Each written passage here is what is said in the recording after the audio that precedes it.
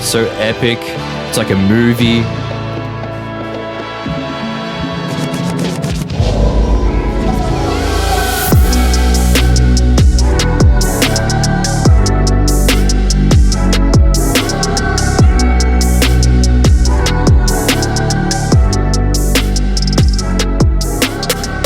Alrighty then, here we go. Guys, it's only two of us this time, but welcome to the VU podcast with myself as host today, Rhath, and next to me, on my left, it's your boy, Dilly Dave.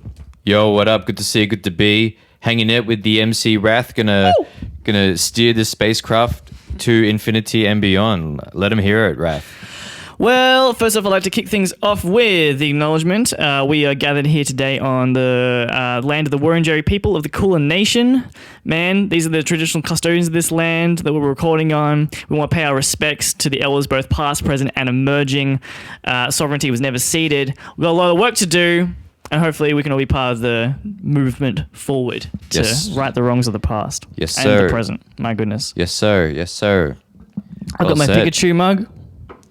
Yeah, just lightening the mood over there. I see that. It's very, it's good to keep things light when you can because often things are quite heavy, right? Not for me. My life's peachy. Okay. I was talking about like the air density in this room. Oh, it is a bit, yeah. It could be thinned out a little bit. I like to sit in the stew, and here we go. There's a couple of sweaty boys here that adding to the atmosphere of the environment. Yes. And welcome to another episode of Sweaty Boys. Here to get rippity lickety splittity liquid. Here to get liquid. Here to get liquid like. And it's all over. What podcast is this? I was here for the Vibe Union stuff. What do they talk about? I don't know. Like they talk about kind of what they get up to as artists, collaborating, creating, those kind of stuff. But now it seems that the path is change direction as it does rapidly. Who knows where we are now? It's I don't even know where I am. I guess we're here to find out what's the sweatiest part for you. I just looked over at you and I just saw you're like redder than you were minutes ago. Mm-hmm. It's gonna happen. We got big headphones on. I think it's gonna get toasty. I sweat from the forehead primarily. Yeah. Cool. Yeah, I go from the sides, from the temples. That's normally where it kind of happens for me. Yeah. This is the real drip here. We're not talking about the materials, the clothing. We're talking about the actual sweat, and the tears will happen later. That's some real drip right there. All right, we are here to discuss. First of all, live music is back in Melbourne. We're back at it, Full Addicts. Can you believe it? We made it back. The people are coming out. The venues are opening. It's happening. Where have you been? What have you seen, Rye, recently? I believe everything that you have seen, but firsthand, my eyes. You think you've seen everything I've seen when it comes to the live scene? Probably the one most worth speaking on is the Dojo that we got to experience, which is a fucking phenomenal freestyle hip hop night hosted by the legendary Mono the Messenger.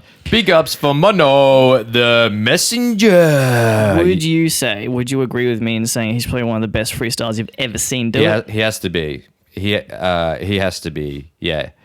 I mean, him and only a few others would reach the limit count of 5 on my hand that I could probably, give up names for. But he's in the forefront of it. Stamina, content, intent, rapid fire, boom bap, trap. Doesn't even matter what you put at him. He will spit over it and overcome it. He's a leader of the people. He's a unifying factor. And honestly, he got people in that space. They filled Ronnie's Blue Bar on Chapel Street. It was packed, which made me a little bit nervous, like going from COVID lockdowns, and like that was the first proper gig, and that was like fucking wall to wall bodies fucking packed in there. It was fucking sliding all up and down. It was sandwiched. This never happens, but all the hip hop heads and all the spitters got there like at 9 o'clock. They were early. They were there early. There were people there. That never happens. People normally rock up at 10:30, the second round when things pick up a little bit more. They were at it from the start, ready to go. Very, very exciting. right, you know, you've been to a couple hip hop open mic nights. Mm-hmm. You know, how do you rate this? What kind of scale or level are we talking about in terms of quality and overall enjoyment? This one particularly hit such a high note. This was a high watermark, 100%. In fact, the first gig I went to, the first hip hop gig I went to in Melbourne, well, anywhere really that wasn't a bigger act at a festival or something like that, was Can I Kick It? Also hosted by Mono, kind of the precursor to this night. Yep. And to be honest, it was a little bit daunting because I went there, I was like, okay, cool, I don't freestyle, but I'd like to get into it. And then I went there and I saw Mono, and I was like, oh fuck, is that the bar? Is that the standard? Because I don't know if I got that. I don't know if I got that in me. Luckily, it's not the standard. Yes. Well, it's like going to an open mic night for comedy or hip hop or anything else. Look, sometimes it's the people who are the best that inspire you. Mm-hmm. At other times, it's also the people who are the worst. Yeah, the shit kickers. Remind you that, oh yeah, I could probably do this. I could probably do this. The ones that haven't pulled it together yet, you know, the ones that haven't put in the yards of hard work. Yeah. So yeah, quality night. What do you think about the other artists that were getting? Were you surprised at the number of spitters there were, MCs? Yeah, 100%. I think I've seen most of them around at some point, but to Familiar see them faces. all in that one room all together in one space was just phenomenal. And the level just the energy was fucking phenomenal. And Good vibes, relentless, absolutely relentless energy the entire time. It was non-stop when the mic was open, and it was shout outs to DJ Daily and DJ Detective holding it down, also DJ Mexi. So yeah, 2 rounds of freestyle. They would have gone for a while, like an hour or more. Yeah, maybe I think so. each. It was wild. It was a big set, but it was non-stop. And this I haven't seen in a while, since like the last show that was at Grumpy's, which was the previous venue that Can I Kick It was at before Grumpy's, you know, shut down or did whatever. But there were people that were jumping on stage just to vibe, just to hang out there, you know? And I thought that was so interesting, and that normally doesn't happen. Normally it's kind of a bit more orderly in the sense of a defined line of MCs, you know, when, you know, it's your turn, you can line up, it's fine. It's kind of organized in a sense. And there's only like 2 MCs up on the stage, maybe 3. It's like Mono, the person who's, you know, spitting, and then the next person who's about to jump up might be on stage waiting. But yeah, with this, it was like up to 7 or 8 people. Maybe it was it's a smaller, way smaller stage than Grumpy's, yeah. Right? Way smaller. But yeah, they were filling it out. I couldn't believe it. Yeah. They look like lions to a dying gazelle. Yeah, they were hungry. They were hungry. I've got another prompt for you, right? So, you know, this is a Vibe Union podcast. Did Vibe Union show up? Oh yeah, yeah, we did. I think almost every core member was there and present, and not only present but got on stage. Unfortunately, I didn't quite have the gusto, the gall to get up there myself. It's a fortnightly thing. Yeah, I'm gonna get there. I'm putting in the hours. I'm putting in the practicing at least 20 minutes to an hour every day at the moment. Hopefully, can get up there. Because this is a good point about open mics, and especially like hip hop freestyle open mics. And you probably already guessed what I'm about to say, but it's intimidating. Oh, yeah. It's like, oh, God. Like, because there was a crowd, there was energy. You don't want to, like, be the person who is below whatever perceived bar there is. But, yeah, I think it was particularly a high-level, you know, high-level bar that was set by the spitters, which is intimidating. But, you know, I feel like people tend to shine more when they're thrown into those sink or swim moments. Yeah. And how supportive is the crowd, right? Yeah.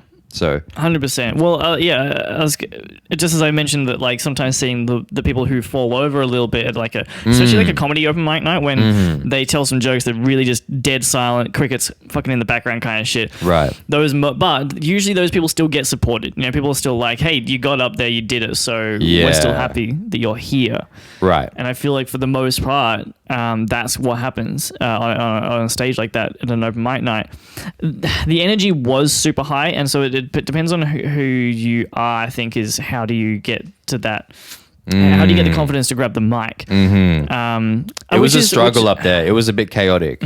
Like you had to muscle your way in, kind of push around, wait around a little bit, and end up like, because somebody who's just behind you all of a sudden is in front of you and they've got the mic. You're like, oh, like, okay. It's hard to know sometimes what the rules are. Are there rules? I guess it's like, just don't be an ass, I guess. But yeah. That's the only time that we saw anyone kind of get a bit of pushback from both the crowd and the other MCs being like, someone comes in too hot, too aggressive, too aggro, and there was like, this is not your space. Right. You got to chill the fuck out. Yeah. Shout outs to Mono for kicking that chump out who wanted to, I don't know. Yeah, bring that wrong vibe, I guess. Yeah. Just bring that demon angst, angry energy. I think it's all about them. For me, I'm generally quite a timid person socially. So which is then an interesting dynamic to want to make hip hop. But there's different paths in hip hop. You don't just have to be a battler or a fucking freestyler, and that's a particularly high level of confidence in the moment that you need to pull it off. It's like aggressive energy. It's like an abundance of confidence. It's a number of things. I actually think this is a great segue into what we're going to talk about next, which is, and this is obviously a common topic from people that are in Australia and associate with hip hop. It's like, what is the Australian hip hop sound? Obviously, these things change over time, but it was interesting. About 3 days ago, I was exposed to this artist through a Red Bull article. The Red Bull article was about some of the biggest impacts on Australian hip hop. And one of them that came up, and I was just looking through and I was like, interesting, some familiar names, some not so much. And I'm not somebody who has followed, Australian hip hop since the 90s or really like too much, I guess. Neither of us are experts in this realm at absolutely. all. So a lot of people's spins on this would be very different, I guess. Yeah. But so one of the artists that pop out, because I was going through, they had links to play, tracks or videos that they had up online. I was listening through, and one that really like popped out to me, Deaf Wish Cast, right? I believe they're out of Perth. Is that right? They say they're from the West. That rings a bell. Anyway, let's assume they are. I guess it doesn't matter. We're in front of a computer, so I should have had things up prior to hitting record. But okay, so I'll bring it back. So it's like, what is Australian? Western Sydney. From back in the day. Like we're talking like their first release was in like it says here years active 89. I believe their first release was in 92. Yeah, early 90s. Cool. Yeah. I was born in 91, so very interesting. Okay, so I listened to them, one of their albums, which is Knights of the Underground Table. And the first, minute or so is just like this sample bit. Like, I guess, it's just like this whole chop of samples. I don't know if people know about Captain Murphy or even, some of the stuff that Kenny Beats and Denzel Curry did together. But yeah, it's just like this mishmash of samples that creates a soundscape and or story and sets it up. And this sound that I guess we're about to play a little bit for you, and I think, we'll play a little bit, we'll comment, and then we'll get back to it. But I never heard this sound before coming from Australia. It's got like this, a little bit of Beastie Boys, like some Wu-Tang Clan. Takes me back to also like Deltron, Del the Funky Homo Sapien, Handsome Boy Modeling School as well. Right. Like that. Yeah, just really creative, hunting for samples in places that you would not expect to find samples, which I find really, really exciting. And I've got some thoughts on that about Australian hip hop as a very casual listener fan. Because just quickly, a lot of the instrumentals that we, play over, perform, record on, make, etc., there is sampling involved, but it's not like it was in this time where it's like the resources available are old records and VHS and whatever you've got around you, and you've got to recreate that. I guess, in the 90s, they're probably starting to do audio production on computer. That was becoming a bit more widespread, but obviously not to the extent, like everything is so available and accessible when it comes to beats, samples, sounds, blah, blah, blah, blah, blah. Yeah. You can download it all, dump it in a thing, and it can seem like a track. So hearing this, I was just like, this is what it's all about. I never associated this with Australian hip hop, and yeah, I don't know if you've got any thoughts before we let's play a couple of minutes of this opening bit and see how we're feeling, and then take it away from there. Hopefully the YouTube gods smile upon us and don't take this down. Love you, YouTube. So, yeah.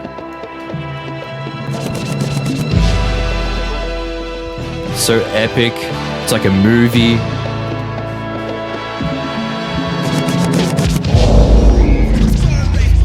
What? Time warp. Like cuts of the tracks that are in the album. Yeah, sampling is storytelling. This has already taken me so far. And where's it going next?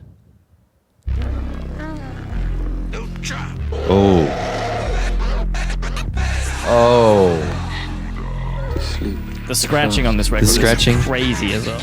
All of the elements. We're just geeking out. Hard. Oh my god. It's just teasing you over and over again. Like, when's the thing gonna come out? And there's a fucking Beastie Boys sample as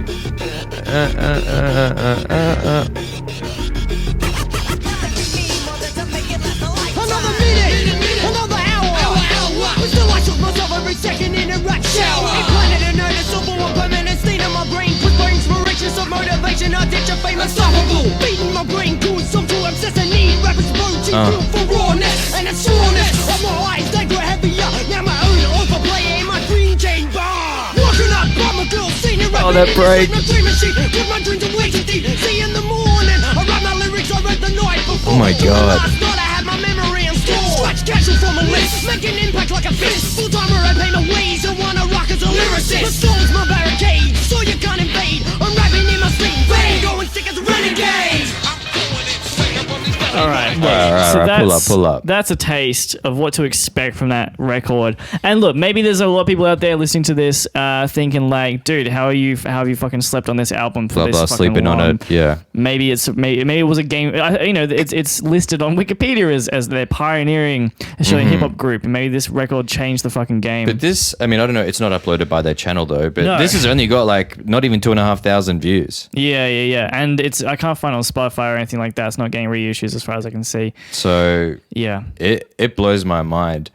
Okay, let's talk about their rapping for a second. Yeah. Okay. So I want to kind of preface this that say at the start here that when I first started trying to get into Australian hip hop, a big boundary from me for even being an Australian kid with an Aussie accent, the Aussie accent, the way it was utilized, always felt really off to me, and a really just honestly an unpleasant sound a lot of the time. Ochre and off. Yeah. When we first played this in the car, Dilly played it for me, and one thing that we kind of both agreed on that this isn't everyone in Australia. There's a lot of Aussie rappers who have a totally fine tone and voice and a cadence that I love, but there's a bit of a prevailing trend that you either go really ochre or really American. I feel like you kind of fall into two camps. Or now is like more UK grime. I think they're the three elements that people would lean towards. I guess. I think right now things are changing completely. I think there's a very different sound. There's also the new trap sound, the new wave trap sound as well. Yeah, which maybe suits a lot of which is like of our voices, maybe a little bit more, taking a bit more laid back, melodic, mumbling through it. Yeah. Anyway, so I think you're about to say is like these guys seem kind of pan-global, hard to pick, but it also does, they still have some like some cues or some things that let you know that they are Australian. Yeah. I guess more in their wordplay and the slang and the lines that they use. But I mean, okay, off the bat, great, seemingly simple, but like reasonable flow that just digs, and like every word is so on and punchy. And then there's 4 of them, right? So then the crew comes in on all the punchlines, all the backups. Consistently, always Ruben, Yeah. and the backup, the support, the flow, and obviously they just know how to mix a wonderland, but how everything sits, oh my god, it really does blow my mind. They really come through with that Beastie Boys energy, as we've already mentioned, but something about it for me, something about that tone of voice, something about that Beastie Boys vibe that they went for, it suits their voices really, really well, and it feels very, very authentic to me. I mean, even though I know the Beastie Boys are American, and I know I've heard that sound plenty of times from other American artists, somehow in this context, it's like, yeah, that makes sense. I hear that, and there's like, I can picture these dudes from Sydney fucking hitting that shit. Yeah, just tearing it up, just spitting it loud and live. It's got that party vibe that Super the Beastie party Boys have. It's got plenty of aggression, but I don't feel threatened by it. Yeah, it's like, don't fuck with me, but also, you know, we're probably not. It's not gang, you know. It's not. I guess it's a little bit. It's street, but maybe not running streets. You know. I don't know if this comment's going to kind of rub some people the wrong way. But I love doing that. There's a bit of a sound from quite a few Aussie artists that, for me, when they try and sound super, super aggressive, it feels like it's either trying to emulate American gangster kind of culture. And the way that it's the type of aggression, for me, I can picture this dude standing at a bus stop in out in the sticks, and just. It's got. I hate to use the word Darrow, but it's just got a Darrow vibe to it for me. And these guys are gritty. Like these guys, kind of lad-like, I guess. Just in terms of like the visual appearance, they look a little skinheady. True.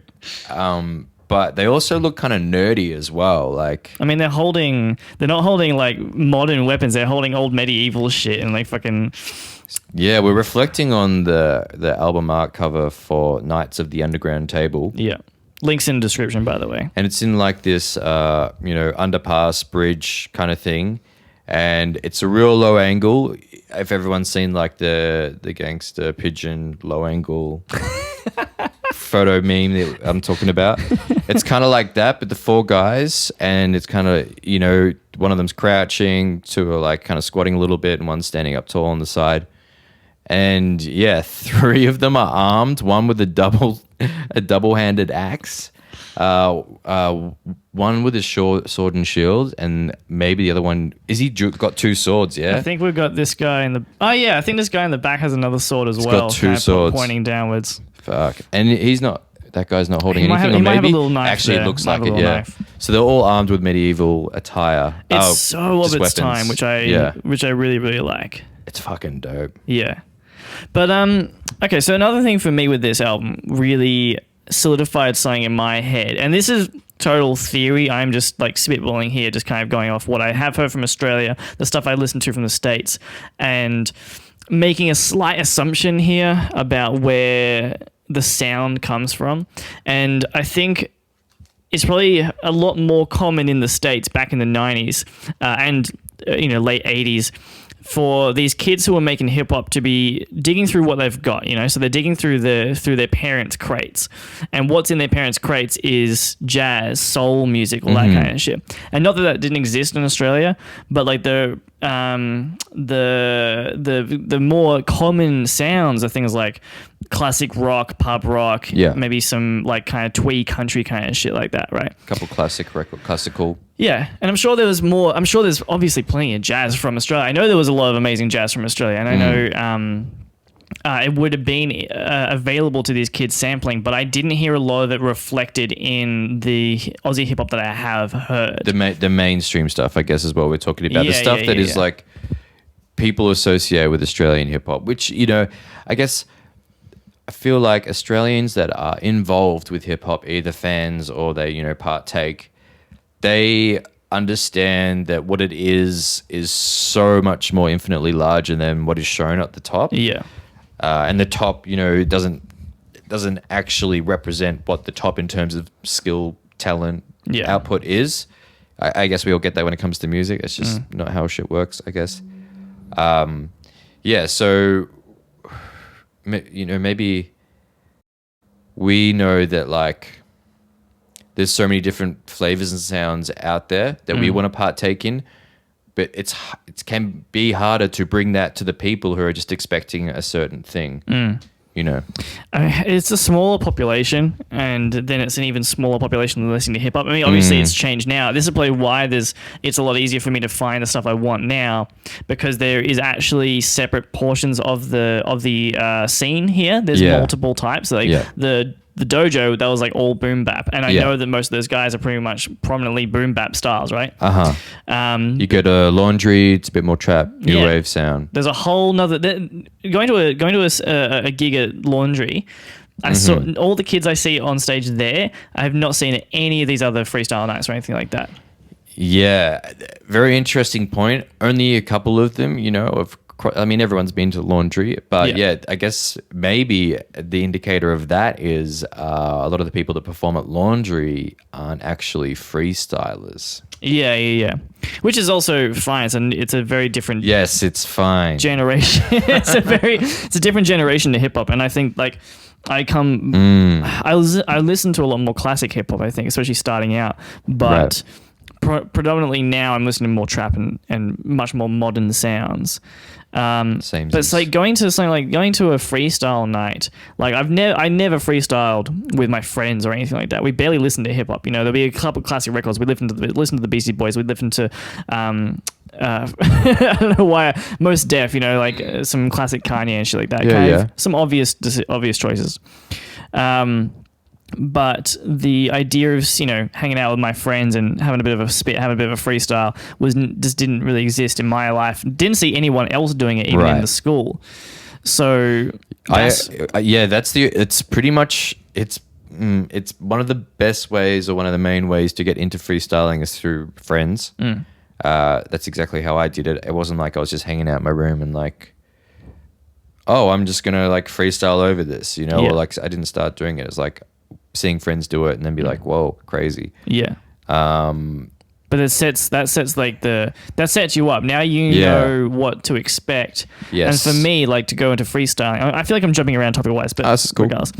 For me, freestyling, because I was watching it online, so I was seeing the best of the best, and in fact, still comparing it to writtens. I was still comparing it to fucking To Pimp a Butterfly. You can't freestyle To Pimp a Butterfly. Right. You can't come up with that kind of shit on the fly. Right. Some people can do crazy shit, but to find that lyrical storytelling, everything kind of woven together, that's an insane, full of meaning. Yeah, that's an insane expectation of having yourself. Going to this night at the Dojo was a really good reminder and lesson that like these guys all get on stage, they're all really saying the same shit. I grab the mic and I fucking rock it all night, and I'm the fucking best rapper. Blah blah blah blah. It's just there's a lot of common ground. Yeah.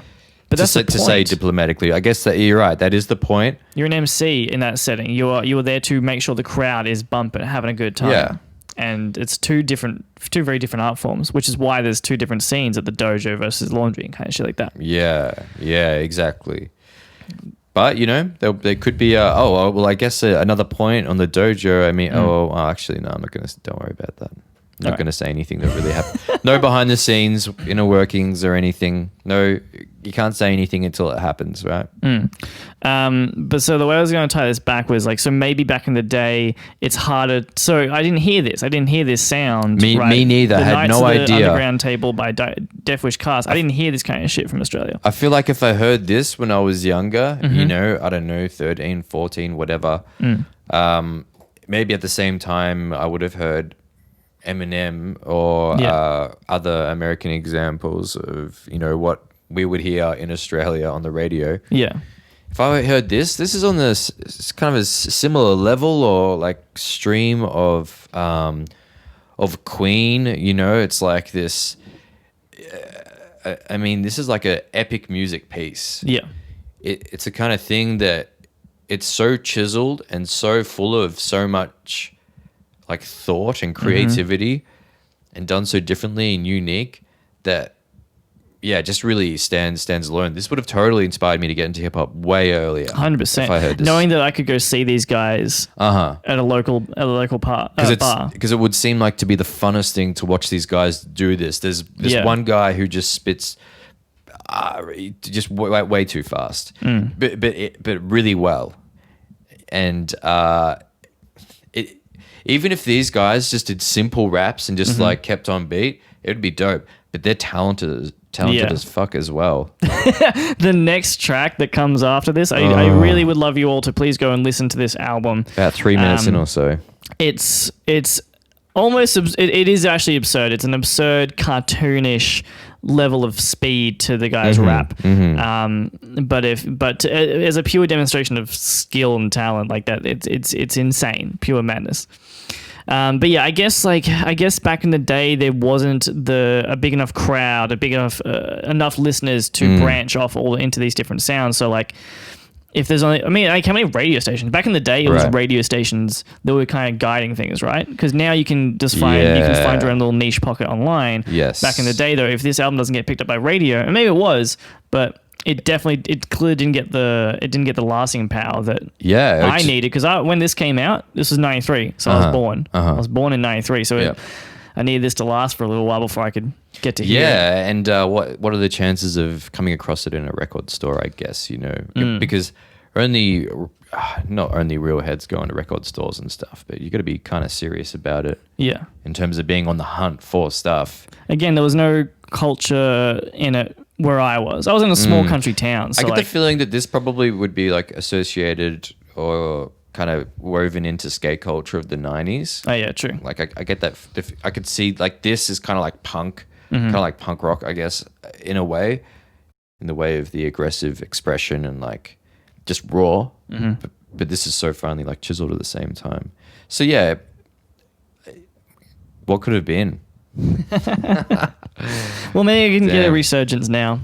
They're definitely going to be, when someone next asks me who's your favorite Aussie artist, I'm probably going to say Death Wish Cast. That's it. That's favorite it. Aussie rappers. Can't believe it. Really blown my mind.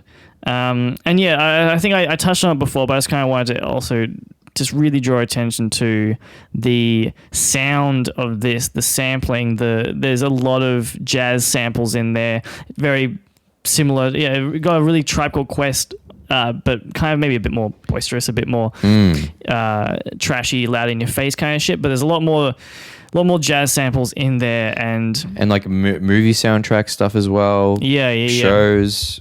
Very harkening back to as you mentioned at the start, Wu-Tang Clan and stuff like that.